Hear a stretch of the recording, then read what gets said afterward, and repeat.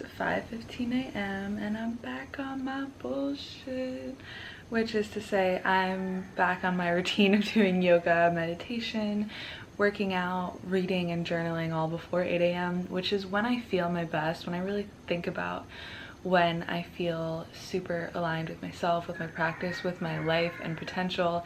It's when I'm waking up before sunrise, and so I am going to drop into the yoga practice and do some breath work. I always wake up around 5 a.m. and then I'll go back to sleep and I feel exhausted after, but every time I wake up at 5 a.m.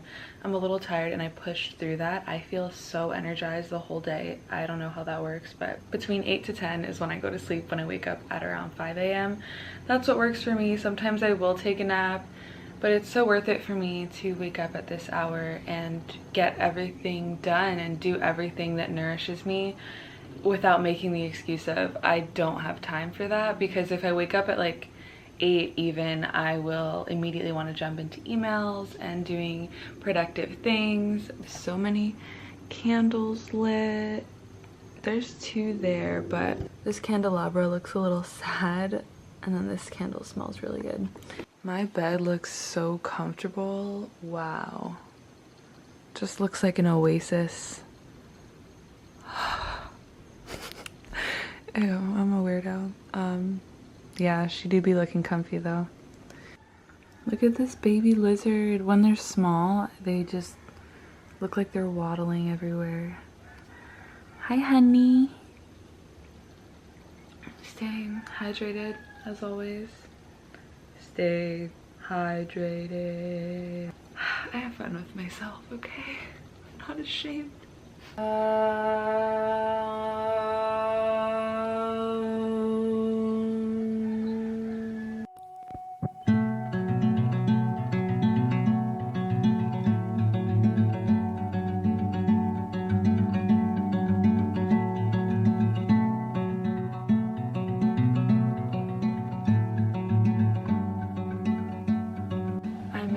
Post-meditation bliss. I'm gonna go upstairs and read and watch the day begin. Hi, Tiger.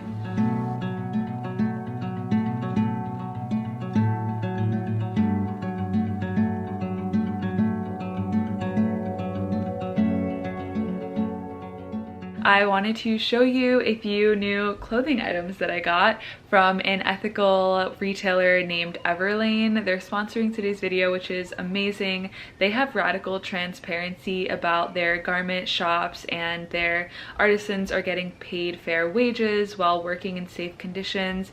If you want, you can go on their website and look through all of the factories that they produce their clothing out of, and I feel like their clothes are such good quality, so I wanted to share them with you just so that you have another option for any pieces that you can't thrift, or if you want to get a good staple and buy something firsthand. You know, this is a good, more ethical option, and you know that the workers aren't getting exploited for fashion. I'm going to be styling some of their pieces, and all of them will be linked down below if you want to check them out. That would be amazing, and let's get into it. Style some outfits. This is the first piece, this lovely knit cardigan. I believe this might be called a cable knit sweater, but this feels like such an ultimate staple for me. Just throw it over any outfit to make it look even more cozy and add another texture and layer. I have it with some funky pants and a simple tank top. I adore this, and I feel like this could be styled so many different ways. I love the sleeves rolled up, and it just makes me want to cuddle with my cats all day while journaling and drinking out of a warm handmade mug. Yes, I see the vision. I believe in dressing for the life that you want, and this outfit is a good one. This is the next piece, a lovely turtleneck, which can be so great. It's a staple piece for layering, and what I love to do is tie this one back. They all just play off of each other really well, and I'm still extremely comfortable while looking a little bit stylish, and I just adore that. They have this turtleneck in another colorway, and I love styling it with this blue dress. I love styling monochromatic outfits when the color isn't exactly the same, so that it just looks like a vibe and it looks a little bit more bold. Also looks really cool with this secondhand leather jacket. It's super wrinkly because I need to get it dry cleaned.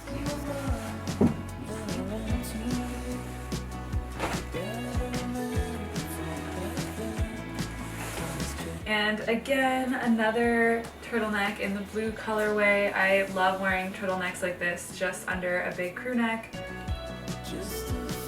I got this really sweet yoga set from Everlane. I adore the color so much and the fit.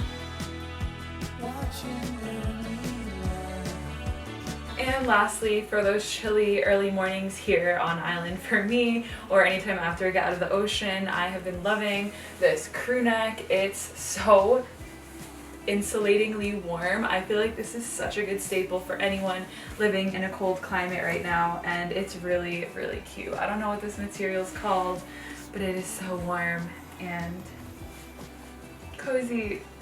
All of these pieces will be linked down below, so if you're interested in checking any of them out, they will be in the description box for you. I'm drinking a pressed green juice this morning.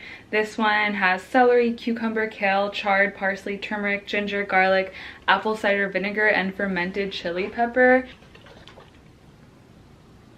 I'm really not into green juices unless there's no fruit in them and they taste really intense. Like, that's the only kind of green juice that I will drink. The last piece I forgot to mention is this throw blanket. It's so warm and, dare I say again, cozy. But I love just wrapping it around myself and walking around the house with it, because that is what one does with a knit throw blanket. And I love the neutral color. It honestly looks like a cardigan right now. Oh my gosh, I love when it shakes its tail. Oh my. Wait, can this be our new pet dog? This duck appeared at our backyard this morning. Katie found it. It found me. It found her. The other day a pigeon just kind of flew into our house right at her. And all I see when I get home is just feathers all over the bathroom floor. Like, it looked like you guys like dueled or something. Ochi brought it in and dueled it with the purpose of sending the message to me. Look at this big squishy boy. Aw, you guys look so cute. Ochi, we have to. Look at us. Aw. Like, oh, fuck this. I want to be free. Definitely like our friend duck now. Hi. This is my lunch: quinoa, avocado, baked red pepper and onion, steamed kale, and kimchi. I just drizzled some sriracha over it, lemon, garlic powder, and liquid aminos. And I'm just gonna mix all of this together. Yum!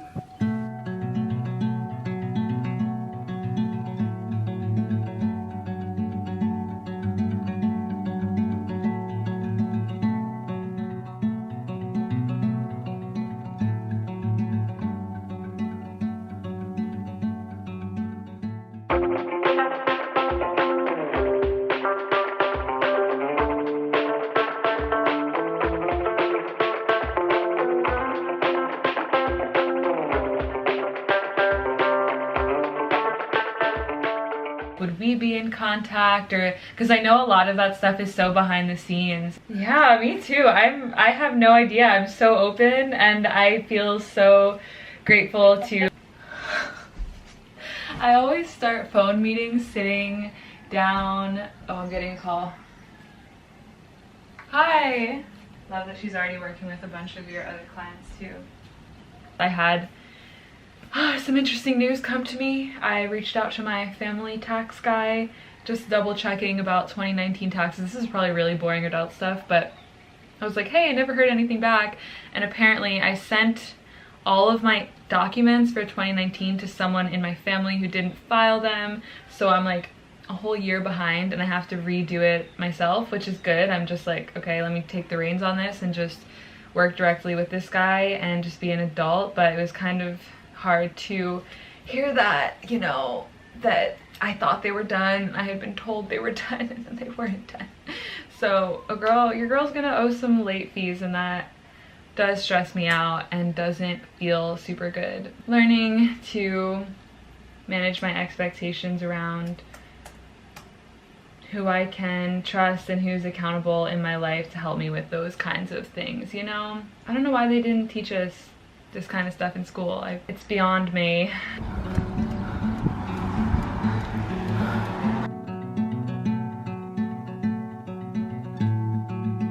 Hello, happy full moon. It won't be a full moon when this is live, but it is right now, and I've just been journaling and just dropping in with my sisters. We just kind of talked upstairs for like 3 hours, and it was really healing, and I have felt so emotional today, and I feel like this happens to me 1 or 2 days every month, usually around when my period is gonna start. But I feel confronted with any area of density or any past love trauma or womb trauma, or you know, just any pain within my body, it rises to the surface, and I genuinely think it's because I'm about to bleed and clear it all away, and that's still lingering within my womb somehow.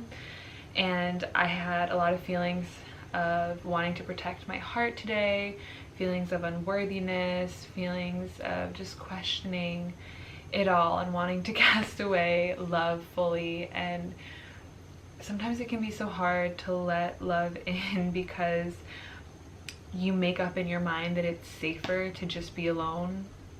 It's safer not to be vulnerable. It's safer to not have to learn to love unconditionally, to other people, and it's just more convenient to be alone. And I mean this romantically and platonically, but it's not easier. It's so much more painful to cast away love, and you can feel this hardening start to happen in your breath and in your heart. And I feel like for me, this new version of myself, this rebirth that I've been experiencing, is really a lot about accepting all areas of myself and not being afraid to show them and share them and have them be celebrated, and not trying to run away from my potential and my fullest self, or not be afraid to speak my boundaries, not allowing any of this smallness that I have thought has kept me safe for so many years. And breaking through that, to me, can feel like stating a boundary and then feeling immensely guilty for it, worrying about how someone else might receive it, or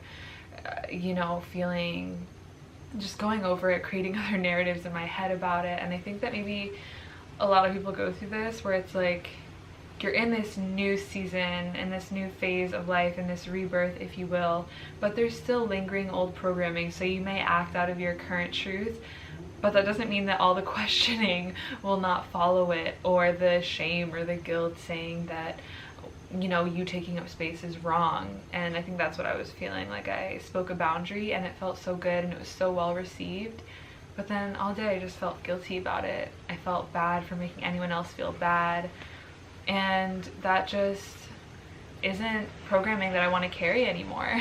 I know that the way that I feel and my physical boundaries are so valid and deserve to be respected, and they are respected by everyone who's showing up in my life. And it just made me realize that at the end of the day, no matter how other people treat me, it's up to me to show myself how worthy I am of taking up space and of sharing my truth. And that felt really good. And this is a little mental health update, but last month what was coming through for me was I spent a decent amount of time crying in my room alone, because I felt like really grateful to my inner child for all that she had been through, and I felt like I was communicating with her and reminding her that I'm safe now, and that I don't have to use these old thought patterns or habits, or I don't have to worry about not being accepted for who I am as an introvert living in a house with 5 other women. And sometimes I just want to be alone in my room. I do a lot of editing. I get kind of drained sometimes looking at the screen or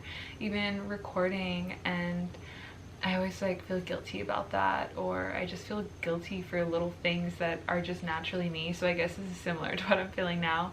But last month I just felt this reckoning with this one area that I carry guilt and shame, is like, I'm allowed to show up imperfectly. I'm allowed to show up tired, sleepy, anxious, non-talkative around everyone in my life, and still be loved, and still be worthy, and still be fully seen and accepted. And it was almost like telling my inner child, like, these aren't the people who hurt you when you were younger. These aren't the people who judged you and made you feel less than. And I felt like this deep return and remembrance to how safe I am. And yeah, that felt really good, just embracing sisterhood and letting my heart feel safe in that. I had to tell my heart, like, hey, you can be loved this unconditionally by so many people. And it's just a new feeling. And I think that I've been learning, the more more that I show up exactly as I am, the more permission I give other people to show up as they are. And I'm learning so much just from the women I live with because of the way they love themselves and carry themselves and show up for themselves. I'm like, wow, I can do that too. And you know, we all have so many unique aspects of ourselves that are so lovely. I feel like I'm kind of someone who's afraid to speak or take up space in my real life. I never want to burden someone with my stories or my problems because I'm so socially aware, and almost too socially aware that I'll, like, anything that I say, it'll be deep and potent, but I won't speak for more than like a minute. I won't take up too much space, and that's also just who I am. Maybe I don't like to talk that much in real life, and that's probably why I talk so much on camera, because it's like the one place where I feel like if people are listening to me, it's because they want to listen to me and they don't feel obligated. Last month that was just coming through for me a lot. You're allowed to speak and you're allowed to not speak, and every single word is sacred and your silence is sacred. And I just get in my head about it when I really shouldn't, just because I was always so shy growing up. I feel so much less authentic when I'm talking just because I'm indulging the conversation, or just because I feel like I should. You know, I feel like you can read it in my body and energy that, like, I don't want to talk, or yeah, and I'm just in a quiet mood. So I'm trying to honor that more and more, and I have so many opportunities to do that, and I'm really, really grateful. And those are just some things that I've been processing. So just different aspects of my life where I am learning to step deeper into without fear, without that old programming, and knowing that everything in my life now is just reflecting my highest truth and my highest good, and I don't have to be afraid anymore. And I'm reminding my inner child, I'm reminding my body, my heart, my womb, like, you do not have to be in survival mode in any way. You don't have to worry about people talking behind your back or petty little dramas. It's just like, you're home, all is well within your body, and spirit is taking care of you, and you're so seen for who you really are. So that's really coming through, and I just wanted to share that because I've been feeling deeply and allowing myself to feel deeply, and every month I feel like I get a nice little download and a little upgrade and a little growing pain as well. And I was telling one of my sisters this, that every month for most of my life I would get really intense life-ending thoughts, and it was always around my period. Although I didn't know this, I wasn't aware of this pattern, and so every month when this would happen, I would freak out. I would be like, what the heck, why am I having these intense, deep, seemingly never-ending pitfalls of thought and narrative and, you know, life-ending feelings? And I felt so out of control. I felt so like I'm just relapsing into this old state of being that I don't have control over, and I'm becoming, you know, unstable again. And then I would attach stories to my stories, which is a danger zone. But when I realized this correlation, I was like, wait, this literally happens every night, the night before I'm bleeding, that I get this really deep sadness. Everything comes up like right before I bleed, because that's what's, you know, lingering in my womb that needs to be released. This is how I interpret it. It's also just hormonal. It's a really powerful opportunity, and also I don't have life-ending thoughts anymore like that. It's been a really long time since I have had one of those thoughts, and I'm really grateful, because there was a point in my life where I thought they would never go away. You know, it was daily, and you know, for years it was daily life-ending thoughts, like hourly, and it's just been spreading out more and more. And I honestly can't remember okay, now I do remember the last time I had one, but it's been months, and I'm really proud of myself for not indulging the fear. I haven't self-harmed in the way that I used to for most of my life either, and I think that was a really big catalyst for this healing, because I would always be acting out of fear anytime I harm myself in that way, and I would be feeding into it. And I learned that I don't have to act on the fear or the anxiety or those thoughts when I'm feeling them swell up within me. No matter how real they feel, I can still choose to love myself and anchor in love into those moments, and that's what I started doing. That changed a lot of things. I think that was the beginning of my life-ending thoughts becoming less and less frequent, was not acting upon any fear narratives and anxiety. And of course, doing breath work to get through my anxiety really helped. Extend your exhale anytime you have anxiety. Inhale for 4 counts, exhale for 8 counts. Activate the parasympathetic nervous system. I just had that realization that I haven't had a life-ending thought in like months, and that's so cool. I spent so much time thinking like I will always struggle with this immense sadness, and you know what, sometimes it comes up, but now I just watch it and I don't open the door for it. I just like, I see you, stay in your lane, I'm gonna witness you. And that's what meditation has taught me, that I can watch a thought and not feed into it. And the less energy that you feed into a thought, the less it'll show up. It's like an uninvited guest knocking at the door of your mind and your awareness. And if you open the door to it, it's gonna keep on coming back. If you keep closing the door over and over again, like, I see you, I'm not indulging it. Deep breath, next thought. What am I doing right now? Like anchoring into the presence. It just stops showing up. And it's I really liked thinking of it that way, because there is a moment where we feed into our narratives in our mind. It's like, what am I gonna wear to school tomorrow? Well, I could wear that top with that jeans, or those shoes with that dress, and you feed into it. Or what am I gonna eat for dinner? Well, I could eat da-da-da-da, and it's just like, what will I eat for dinner? I don't know, I'll see. You know, just kind of like not opening up an energetic circuit around a thought, if that makes sense. It's kind of a conversation that I have in my head a lot. Or just a witnessing, really. It's a shifting of awareness. Today's been beautiful. Today has been magical. Thank you for being here with me. Thank you for listening and receiving my whole heart and accepting me. I'm so grateful to be growing and evolving alongside you. And I hope that as you rest in your bed this evening and you're under your blankets and under your sheets, you can just twiddle your toes together and feel how loved you are and how worthy you are in that very moment. Feel how the entire universe is conspiring to your dreams and your love, and any ways that you can do the most good on this earth are already being received, and miracles are unfolding on your path so long as you continue to show up vulnerably, imperfectly, courageously. You are so loved just as you are. Yes. I'm riding in the back of Lulu's truck right now.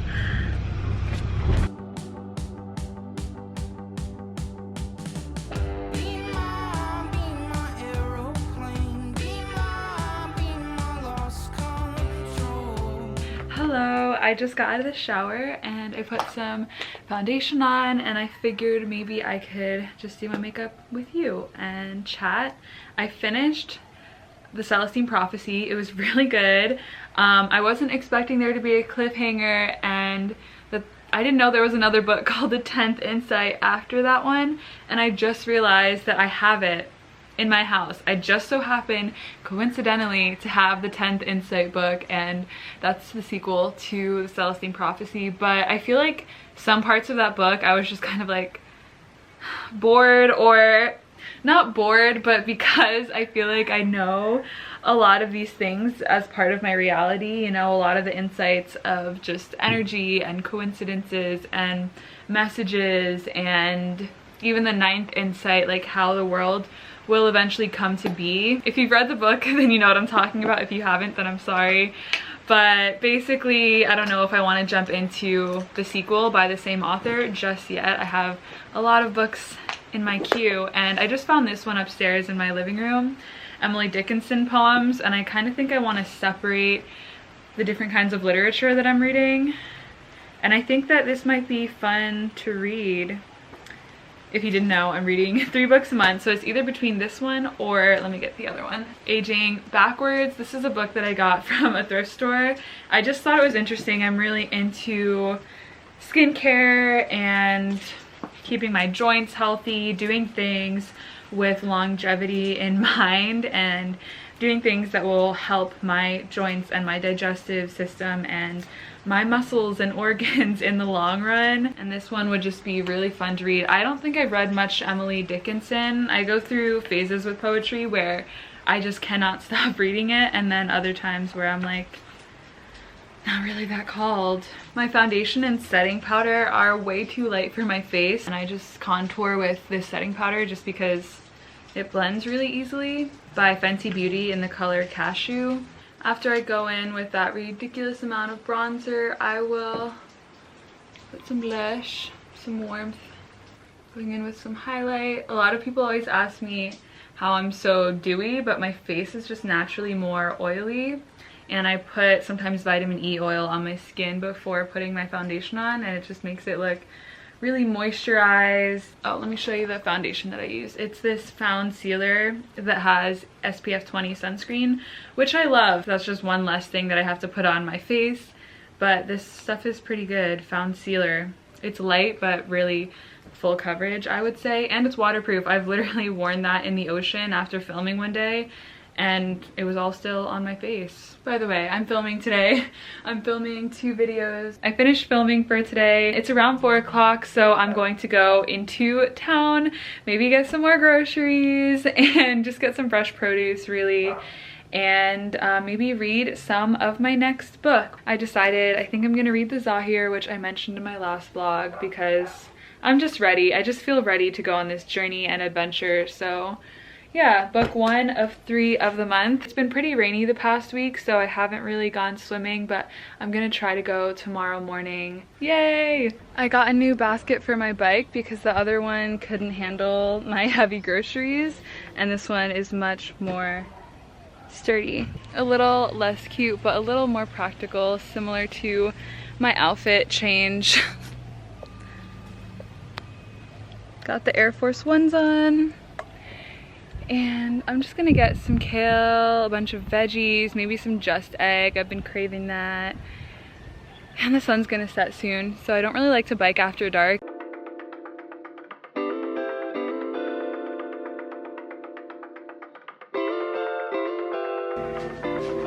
Hello, I'm back from my bike ride, and I slid my bin off of my bike. This thing is so amazing. It's by the brand Two Peak or Top Peak, and it just goes with the attachment on my bike. But I thought I would do a little grocery haul. 2 cucumbers. I love cucumbers. I put them in everything: macro bowls, salads, juices. And then I got zucchini, big thing of curly kale, vegetable broth, which I want to keep making my own. It's really pretty easy to make vegetable broth using veggie compost and seasoning it and boiling it yourself, because I loathe these plastic caps and just plastic in general. I got lettuce. I'm gonna make a salad tonight, I think. A huge, delicious salad. Or I'm gonna make these kelp noodles.